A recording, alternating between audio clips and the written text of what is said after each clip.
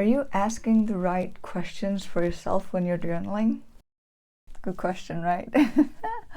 I am Diana Nostrom, and this is Life, Thoughts and Reflection. Welcome. Today I'm going to be talking a little bit about how to figure out if you're using the correct questions when you journal. The quick answer would be, if you feel like you can write a lot and get something from it, yes.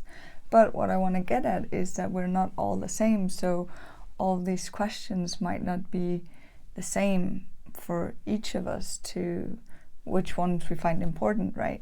There's a lot of, when you search YouTube, there's a lot of these, like, here's the 7 most important journaling prompts.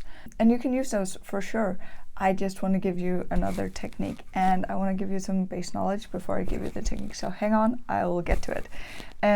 There's this experiment done, and I've heard it in different versions, some with vases, some with photographs, but the core idea is that in a classroom, you have to produce something. So the teacher divides the classroom into a quantitative and a qualitative aspect. So in case of the vases, they're going to say to half of the class, okay, so you need to produce 100 vases, and then we will use the best one to grade you on.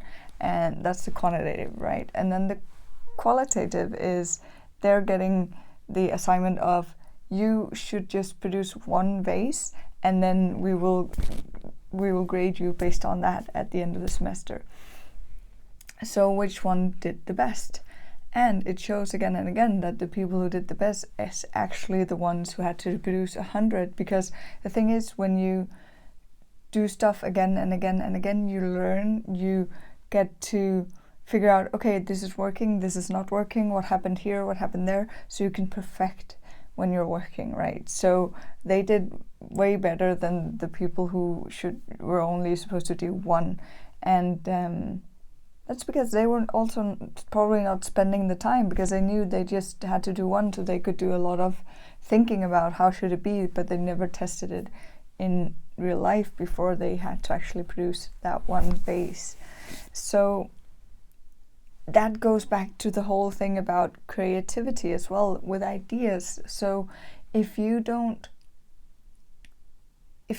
a kind of person who gets a lot of ideas, a lot of them is probably crap. Sorry, I'm speaking from personal experience here. But the thing is that to produce a lot of ideas, there's gonna be some good ones once in a while, right? If you only have 1 or 2 ideas, then it's gonna be maybe. So the whole thing about producing is that there's gonna be some good stuff amongst, but 1, you will learn in the process, and 2, it's just a numbers game, right? So going back to the journaling, what I suggest is to use these techniques to figure out which journal questions you should be using.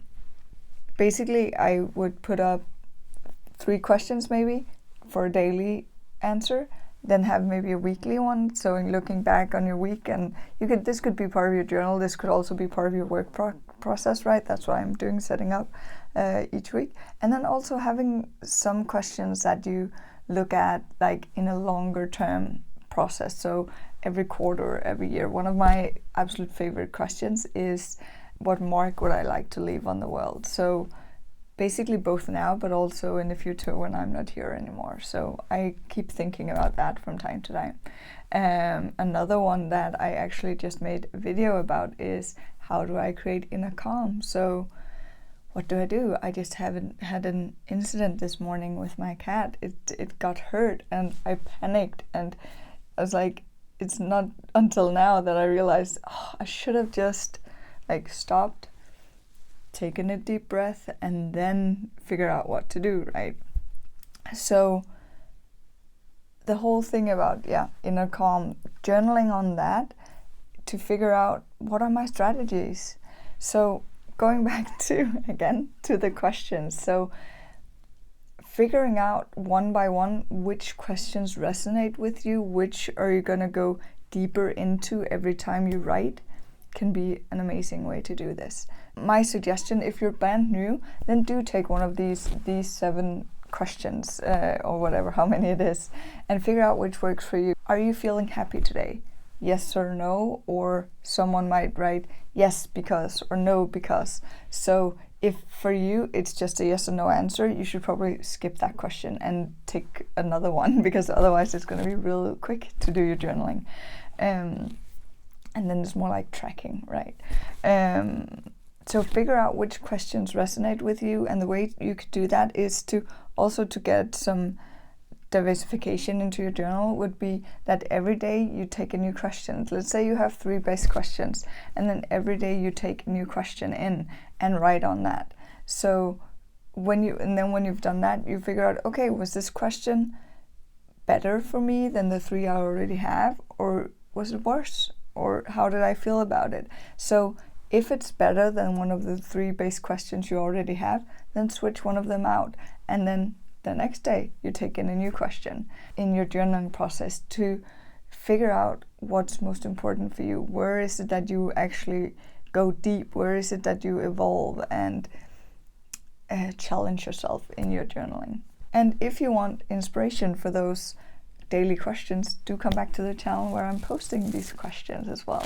So if you like this video and this type of video, please do like and subscribe, and have an amazing day. Remember to reflect on life.